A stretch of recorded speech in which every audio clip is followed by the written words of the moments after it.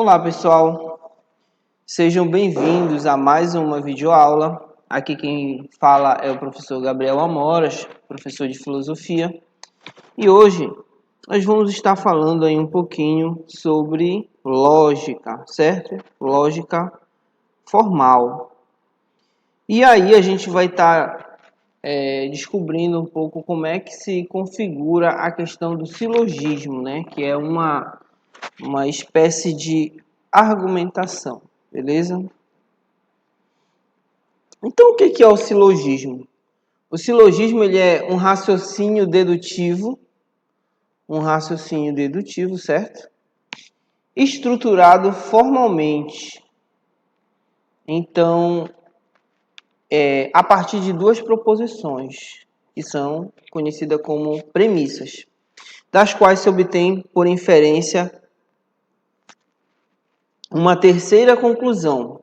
Por exemplo, todos os homens são mortais, os gregos são homens, logo, os gregos são mortais. Beleza? Então, como é que se configura? Aí eu fiz esse infógrafo para a gente ter uma noção de como é que se configura um silogismo e a análise dele. Beleza? Então, por exemplo, toda mulher é racional. Fernanda é mulher. Portanto, Fernanda é racional. Certo? Então, vamos aí analisar essa questão. Então, cada unidade dessa, cada linha dessa é conhecida como proposição. Cada linha dessa é uma proposição. As duas primeiras linhas, ou seja, as duas primeiras proposições, são conhecidas como premissas. A primeira premissa maior, a segunda premissa menor e a terceira a conclusão. Beleza? Então, toda mulher é racional. É uma proposição verdadeira ou falsa? Sim, né? Ela é verdadeira. Fernanda é mulher? É uma proposição verdadeira ou falsa? Digamos que sim, Fernanda seja uma mulher, portanto, uma proposição verdadeira. Logo, Fernanda é racional. Então, é uma consequência natural dessas premissas que Fernanda seja, portanto, racional. Certo? E quanto à quantidade e à qualidade dessas proposições? Primeira proposição, geral afirmativa. Por que geral afirmativa? Porque toda é geral. E afirmativa porque é racional. Então, está afirmando que ela é racional, que toda mulher é racional. Portanto, ela é geral afirmativa, é racional, beleza? Então vamos para a segunda. Proposição singular afirmativa. Por quê? Porque singular? Porque Fernanda, especificamente a Fernanda, ela é mulher, então, portanto, afirmativa. Certo? Então vamos para a terceira.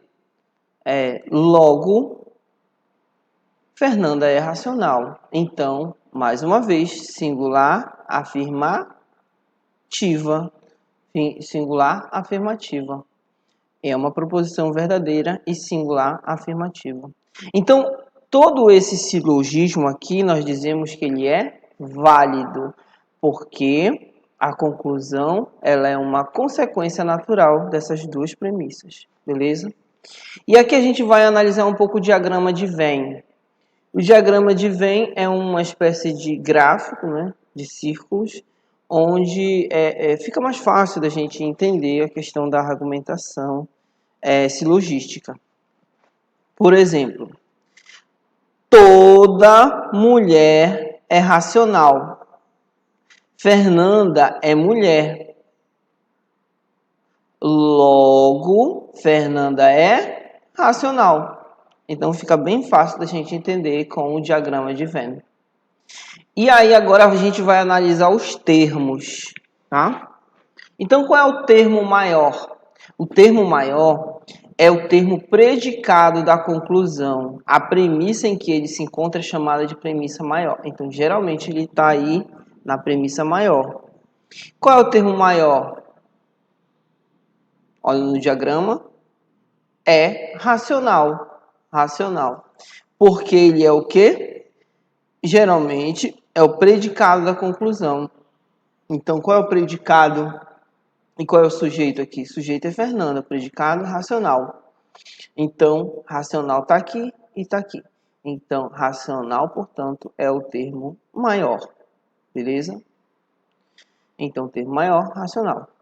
Vamos para o termo médio. O termo médio é aquele que aparece nas premissas e faz ligação entre o termo maior e o menor. Qual é esse termo? Certo? Qual é o termo médio? O termo médio, nesse caso aqui, é mulher. Ele que faz a ligação entre Fernanda e racional. Então, mulher. Portanto, sendo o termo médio. Muito bem. E qual é o termo menor? É o termo sujeito da conclusão. A premissa em que ele se encontra é chamada de premissa menor. Então, a premissa menor, Fernanda aqui, está na premissa menor, e ela é o sujeito, certo? Então, o sujeito também aí da conclusão. Portanto, Fernanda é o termo menor. O termo menor é Fernanda.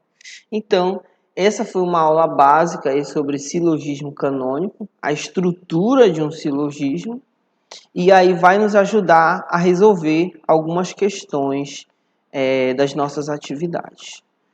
Muito obrigado, essa foi mais uma videoaula de filosofia.